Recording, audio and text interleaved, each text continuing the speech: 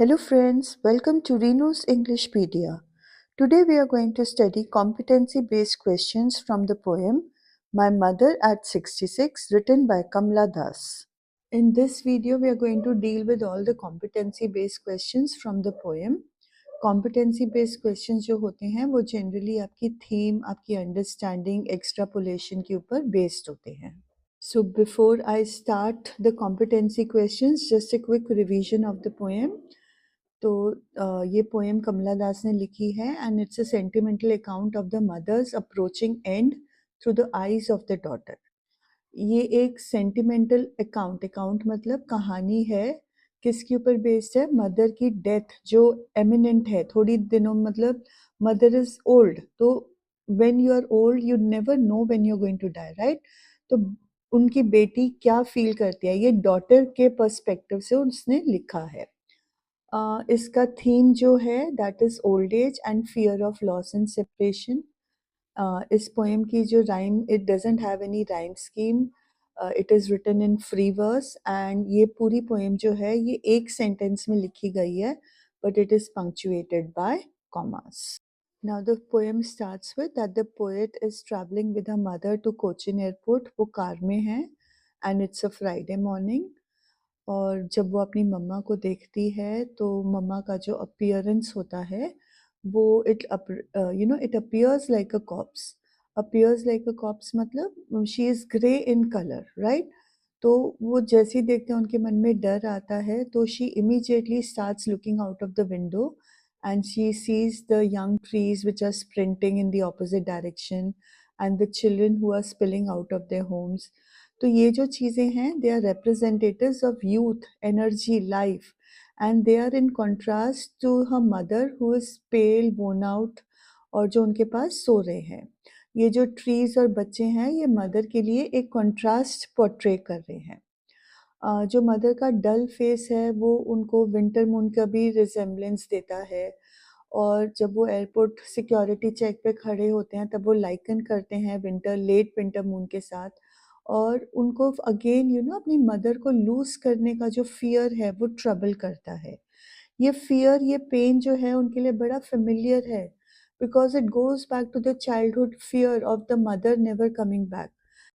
हर बच्चे को डर होता है कि मतलब जब स्कूल छोड़ने जाता है या बच्चा माँ से अलग होता है तो वो फियर करता है. It is fear of separation and the pain of separation.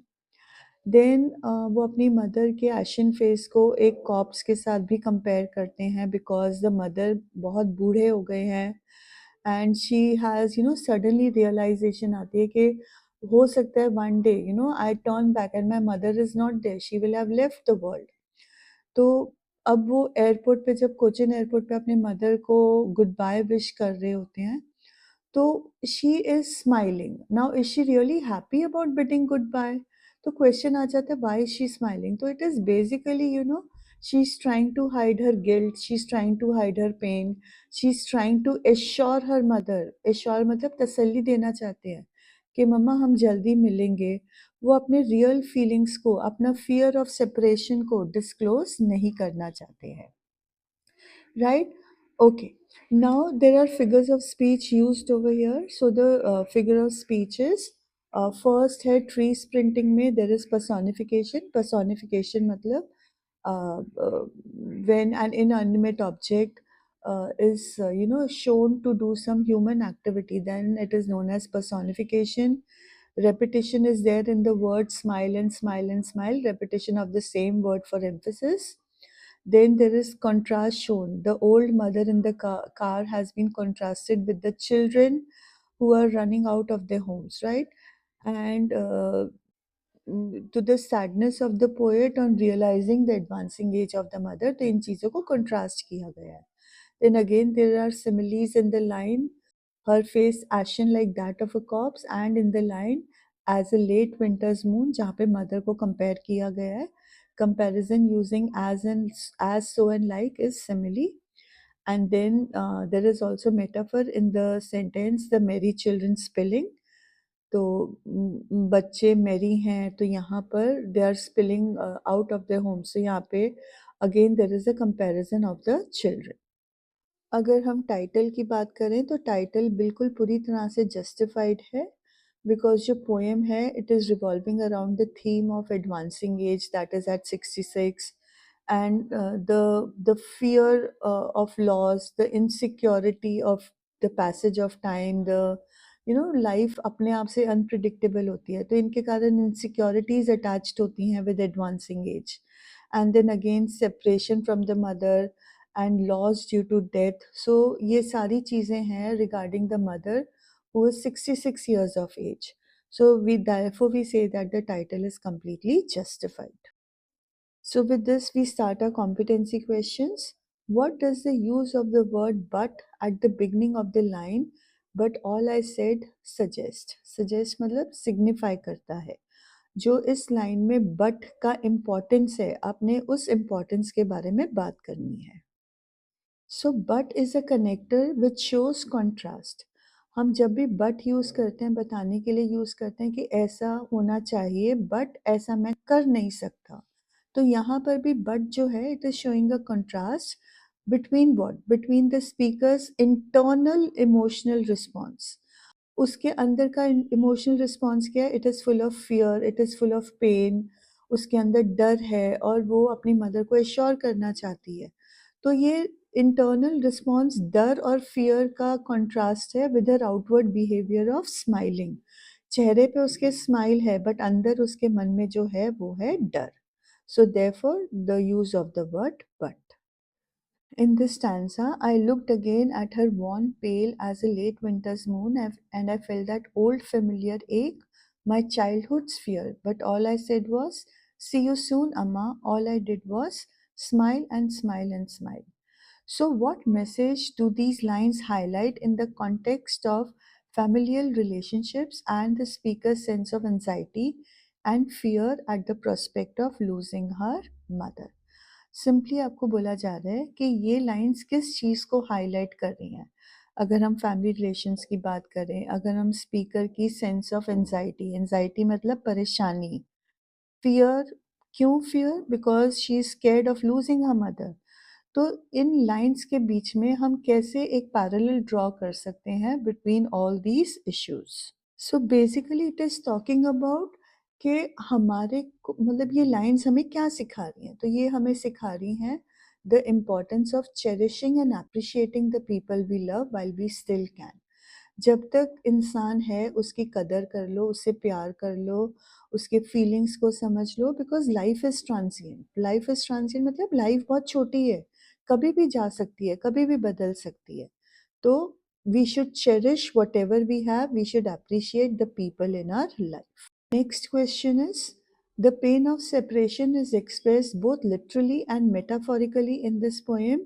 Elucidate. Elucidate का मतलब होता है elaborate. इसको अच्छे से समझाओ. तो pen of separation literally, literally मतलब बिल्कुल साफ शब्दों में लिखा गया है, एंड मेटाफोरिकली दबे हुए शब्दों में. मतलब ना इनडायरेक्ट कंपैरिजन के थ्रू पेन ऑफ सेपरेशन को बताया गया है, तो हमने उसके बारे में इलेबोरेट करके बताना है. So this is done in the very first line, जब हमें पता चलता है कि जो स्पीकर और मदर हैं वो फिजिकली सेपरेटेड हैं by distance and time. Distance and time कैसे, क्योंकि मदर सोई हुई है और स्पीकर या तो साथ में बैठी हुई है, शी इज़ अवेक, और may be she is driving the car. But in दोनों के बीच में एक फासला आ गया है, और ये फासला जो है it is creating sadness and loss in the speaker. उसको she is aware of the opportunities of the lost opportunity to be with the mother. जैसे जैसे she is approaching the airport, वैसे वैसे अपॉर्चुनिटी कम होती जा रही है.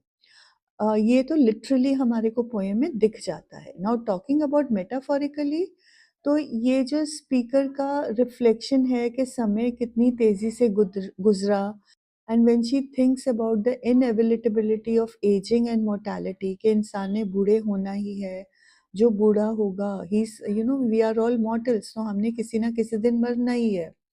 फिर मदर का रिंकल्ड फेस, उनके ग्रेइंग हेयर मतलब जो सफ़ेद बाल होते हैं, ये सब उनकी एडवांसिंग एज की निशानियाँ हैं. और ये सारी चीज़ें पोएट को बता रही हैं that the mother is growing older by the day, and very soon they will be separated by death. So you need to understand the words literally and metaphorically. Literally जो हमारे को साफ सुथरा मतलब सीधे शब्दों में हमें नजर आ रहा है, और मेटाफोरिकली होता है जो दबे हुए शब्दों में है, छुपे हुआ है, वो डायरेक्टली नहीं बोला जा रहा है, इनडायरेक्टली एक्सप्रेस किया जा रहा है।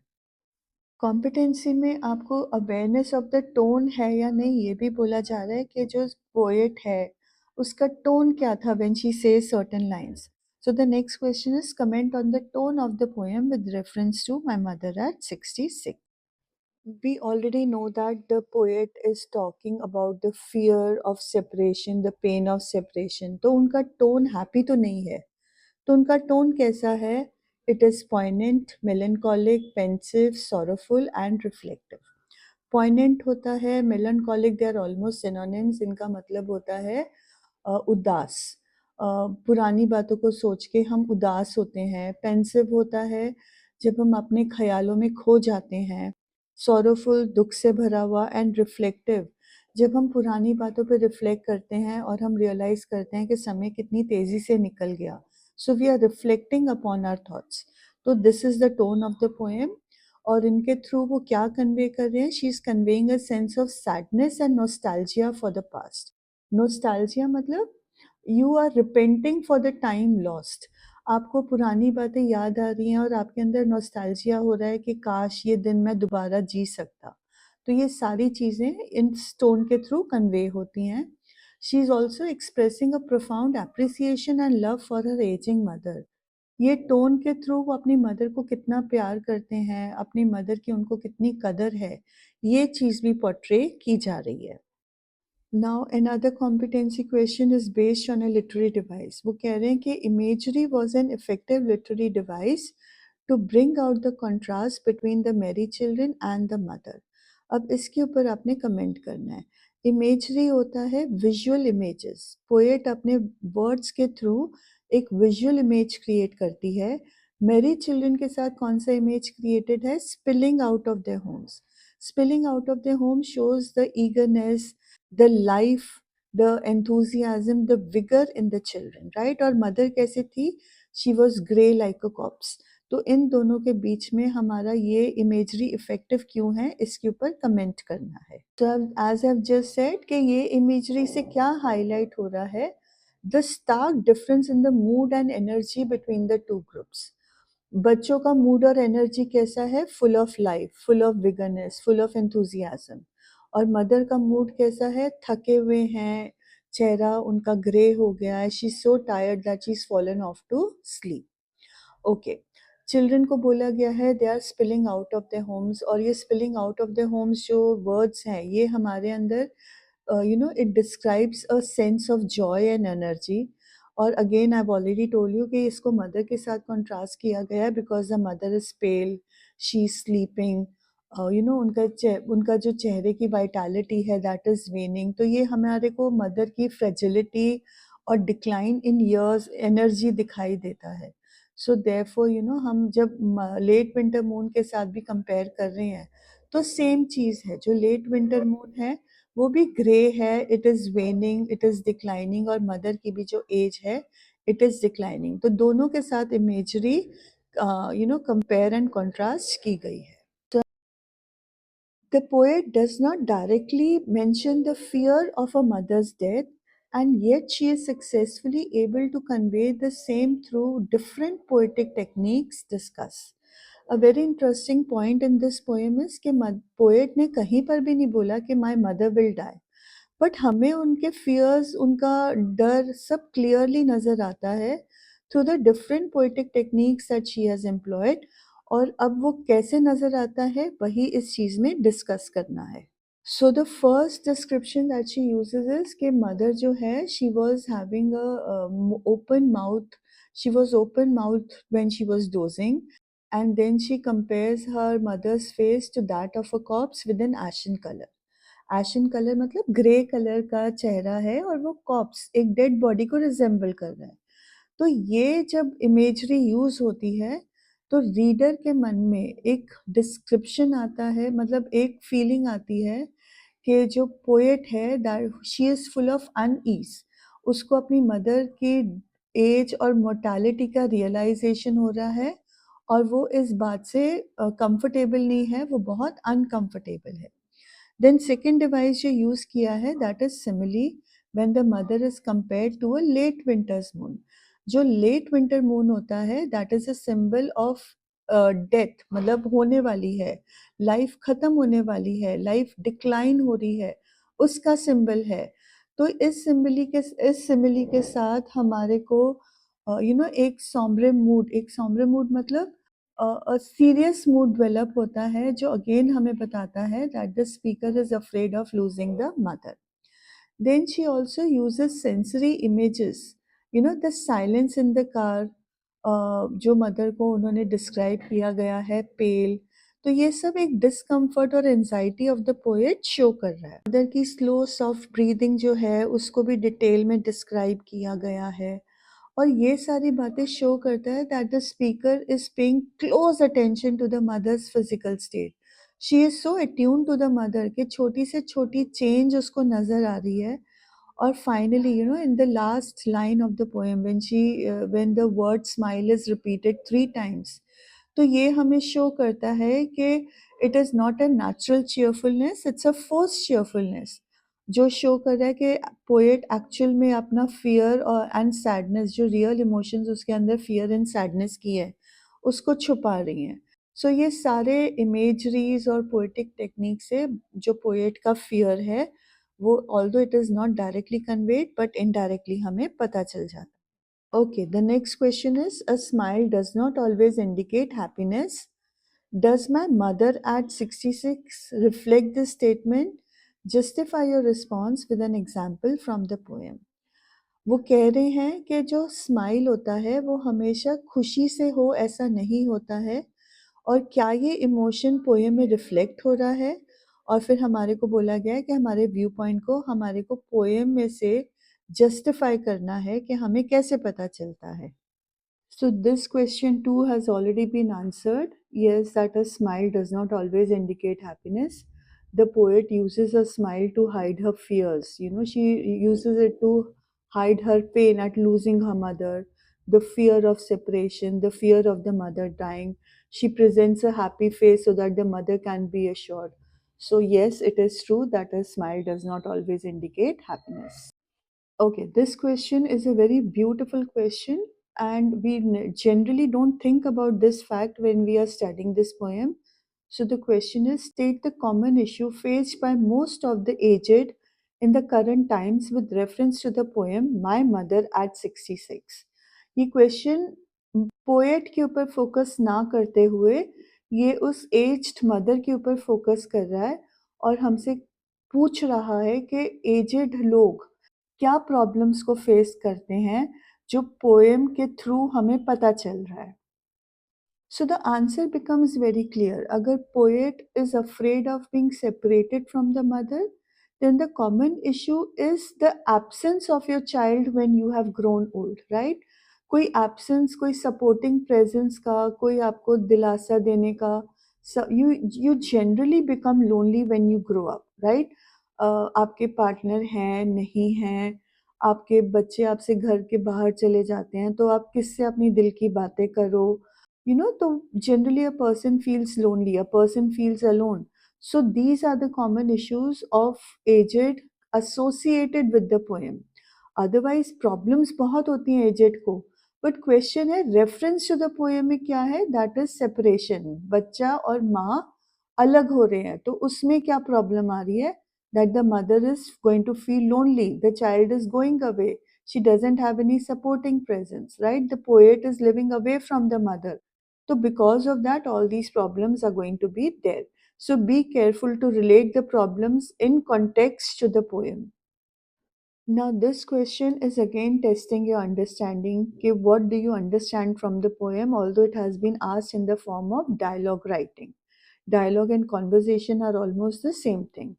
So you are supposed to be the poet's friend, and you have to write a dialogue exchange between yourself and the poet, where the latter confides in you about her fears and asks for your advice, What would your advice be to face your fears or to ignore them or something else? तो आपको यहाँ पे proper hints दिए गए हैं. Poet अपने दिल के डर आपको बता रहा है and as a poet's friend you are suppose to advise her. आपको 3 तरह का एडवाइस दिया है. First is either to face your fears, second advice could be to ignore उनको इग्नोर कर दिया जाए फियर्स को, या फिर अगर आपके दिमाग में कोई और बात चल रही है तो आप उसको भी एडवाइस में दे सकते हो. So how do you start this answer? पहले तो आप प्लीज़ डायलॉग में देखिए कि when two people are having a dialogue, तो नाम के बाद या जैसे आपने यहाँ पे मी लिखा है तो उसके बाद कॉलन आना चाहिए with whatever dialogues you are saying. Do not waste your word limit in frivolous questions, just get down to it. जैसे यहाँ पे पोएट इमीडिएटली बोल रहा है कि I am feeling a bit anxious lately. Then you ask, why are you feeling anxious? And then she can talk about her fear. That just a few days back, I parted from my mother and she was looking so old and frail. It made me think about her mortality, and this is making me fearful. So, you can ask the poet at that point, कि why are you afraid? It's natural to die. But you can talk about, the mental pleasure of losing someone whom you love, how you're unable to focus on your work when you have thoughts about your mother dying. And then the advice could be offered that the person should see a counselor or a therapist. You have to face your fears. You have to accept mortality. Life is transient. These could all be the advice that you offer your friend, the poet, and any other you can think of. But dialogue mein two people are talking, so be careful about that. Kamla Das speaks of an old familiar ache. What do you think is the reason for this feeling? Now यहाँ पे आपको समझना है कि जो रैशनलाइज़ेशन दी है, वो यही दिया है that she has not given enough care to her ageing mother. अब तक वो अपनी मदर का ध्यान नहीं रख पाई है. Now that she is leaving, she has the fear of permanent separation from her mother. तो कमला दास वो ओल्ड फ़ैमिलियर एक के बारे में बात कर रहे हैं, तो हमने उसी के बारे में बताना है. जब हम फ़ैमिलियर एक के बारे में बात कर रहे हैं, तो हमारे को ये भी ध्यान रखना है कि बचपन से हर बच्चे में एक डर होता है, और जब वो पहली बार अपने माँ-बाप से अलग होके नर्सरी स्कूल जाता है, तो उसका कितना उसको he is that pain of separation is so strong. So now this same pain is going to happen for a long term. It's going to be a permanent separation if the mother passes away. So that is why she's talking about the familiar ache. Next question is complete the sentence appropriately. The repetition of the word smile suggests that ये already हम कर चुके हैं. That the poet is trying to hold back her emotions. वो अपने feelings को छुपाना चाहती है. वो अपनी मदर के साथ रो धो के पाठ नहीं करना चाहती है. वो अपने मदर को एश्योर करना चाहती है that they will be meeting soon. So that is why she is smiling. The next question is, why does the poet compare her mother's face to a corpse? And the answer for this question is because the aging face of the mother is reminding her that her mother will die someday. Mother का चेहरा जो है वो due to old age उसमें colour नहीं है. Colour ना होने के कारण वो ग्रेइश एशन लग रहा है. Corpse that is the dead body generally grey appear होती है. और इन फीलिंग्स के साथ वो जो मेटाफोरिकल मैसेज है कि she because these lines are highlighting her mother's mortality. तो ये एक metaphorical understanding of the poem है जो हमने पहले भी डिस्कस किया है. The next question is complete the given sentence appropriately. The contrast present in the given extract is between. ये ना मैंने रेफरेंस टू कॉन्टेक्स्ट उठाए हुए हैं. तो the extract is about the tree sprinting and the मेरी चिल्ड्रन स्पिलिंग वाला वो एक्सट्रैक्ट है. सो ये कंट्रास्ट क्यों दिया गया है? Because it is talking about the stillness of old age and the spirit of youth. It is reminding us of the mortality of life and the energy of youth or the energy of life. It is talking about the mood of doom and the mood of cheerfulness. Contrast कर रहा है. Poet का जो mood है वो बड़ा उदास है, वो डेथ के ऊपर फोकस्ड है, और बच्चे जो हैं they are portraying the mood of cheerfulness, खुशी का. एंड अगेन ये जो कंट्रास्ट है, it is between death and being alive. State a reason for the following. The speaker looks out of the window while traveling with her mother. She is looking out of the window because, and the answer to this is because she is experiencing the pain of realization of her mother's mortality. Mother का face देखकर grey हो गया है, तो उसको realisation हो रहा है कि मेरी मदर की डेथ कभी भी हो सकती है. वो अपने आप को डिस्ट्रैक्ट करना चाहती है इस हॉरिबल थॉट से, और ये जो थॉट है ये एक कंट्रास्ट दे रहा है from a mood off death and decay and sadness in the car to the bubbly spirit of the children, the youth outside the car. Now, this is an interesting question जो मैंने भी पहले सोचा नहीं था. Why do you think the poet has placed the word pain on a separate line? अगर आप poem देखोगे तो pain word को एक अलग line में लिखा गया है. What is the reason for this? तो इसका आंसर बहुत सिंपल है कि ये जो लाइन ब्रेक हुई है, ये रीडर को फोर्स कर रहा है टू फोकस ऑन और pause on the speakers feeling. उस टाइम पे जो स्पीकर फ़ील कर रहा है, उसके ऊपर पॉज़ करके गंभीरता से सीरियसली सोचने के लिए ये पेन को एक अलग लाइन पे लिखा गया है. फिर ये स्पीकर के इमोशन को भी हाइलाइट कर रहा है, हमारा फ़ोकस उस वर्ड के ऊपर जाता है. ये उस सिचुएशन की ग्रेविटी को फ़ोकस कर रहा है कि पोएट जब अपनी मदर को डिस्क्राइब कर रही है तो उसकी फीलिंग्स क्या हैं. And obviously it is adding to the sentimentality of the poem. Sentimentality होता है मतलब आप इमोशनल फ़ील करते हो. तो ये वर्ड पेन जब दूसरी लाइन पे दिया जाता है तो वो सेंटिमेंटालिटी को ऐड कर रहा है to the poem. The next question is what did the phrase beside me emphasize? तो ये close proximity between the daughter and the mother बोल रहा है. यहाँ पे narrator the poet is saying that she is not just observing her mother from a distance, but that she is very closely connected to her. Mother और daughter आपको पता है उनके बीच का जो कॉन्टैक्ट होता है वो बहुत इंटीमेट होता है, सबसे क्लोजेस्ट रिलेशनशिप होता है.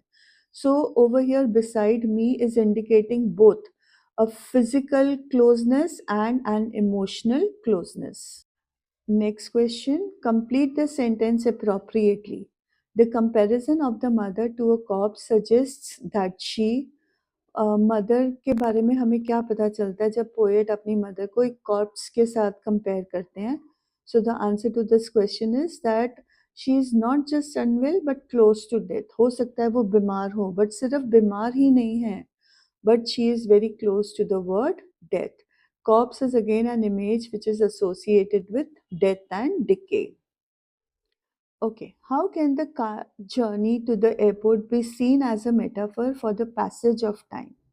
जितनी तेजी से कार चल रही है, do you all believe that time is passing with the same speed?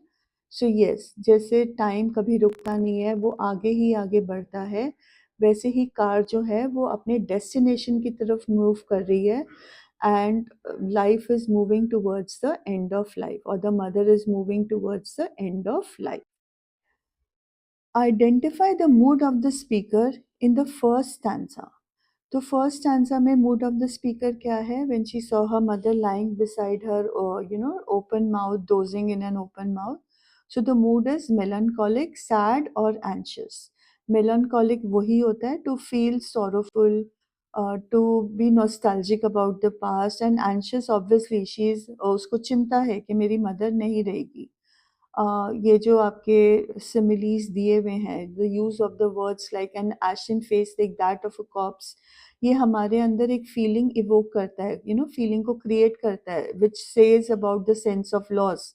We feel the sense of mortality of human life, और ये चीज़ें सोचने पे हम उदास होते हैं, and that is what is reflected in this extract. ये वाला भी क्वेश्चन काफ़ी इंटरेस्टिंग है. अब इस क्वेश्चन के हिसाब से बोला गया है that imagine the mother gets to know of the poet's personal fears. As the mother write a letter telling the daughter why she must not dwell on these fears, and then they have told you how you may begin the letter. तो ये एक mother अपनी बेटी को क्या advice देगी, किस तरह से समझाएगी about the inevitability of death, the transience of human life, ये सारी बातें आपके ये वाले आंसर में आ जाएंगी. So you begin with writing the address, you begin by writing the date. It's an informal letter, right? She's writing to her daughter. तो आपको फॉर्मल सब रिसीवर्स एड्रेस और सब्जेक्ट नहीं लिखना है, आप सीधा डियर कमला करके ही लिखोगे, right? Because she is talking to her daughter. And she will talk about how she realized that when she was left at the airport by the daughter's smile showed that something wasn't right, because बेटी कुछ ज़्यादा बोल नहीं रही थी, बस वो smile कर रही थी. तो उससे मुझे you can further elaborate that I realized that you must be fearful of my appearance, and that must have made you think about the inevitability of death, how I may die very soon and we may not be able to meet again. But my sweet daughter, you must realize that life is short. Every person who is born has to die. आपको sermon at Benares, अगर आपको याद हो 10th standard में, तो वो चीज़, वो जो फीलिंग्स हैं जो वहाँ पे गौतमी ने, कीसा गौतमी ने सोचा था, वो सेम एडवाइस यहाँ पे मदर अपने डॉटर को बताएगी दैट ओल्ड एज आना ही है, ओल्ड एज आएंगे तो प्रॉब्लम्स आएंगी ही. और क्योंकि what may happen in the future, उसके लिए आप प्रेजेंट को जीना छोड़ दो. That can not happen, right? You have to live your life, you have to do the work that is allotted to do. You have a family of your own, so don't look back. One always has to look to the future. जो ये बच्चे हैं, the merry children spilling, they are indicating the future. So this is the advice that the mother can give to her daughter. Okay, अब जो ये question है ना, what do the parting words of Kamala Das and a smile signify in the following lines, और what do you think is the significance of the parting words of the poet and her smile? तो ये already discuss, they are talking about how hiding the familiar pain, they are talking about the hiding the familiar एक, the pain of separation, they are talking about reassuring the mother. तो ये already discussed है. So going on to the next question. In the last line of the poem, My Mother at 66, why does the poet use the word smile repeatedly? Again, same answer. And explain the significance of the title My Mother at 66. ये हमने बिल्कुल शुरुआत में कर लिया था. So I will not go into that again.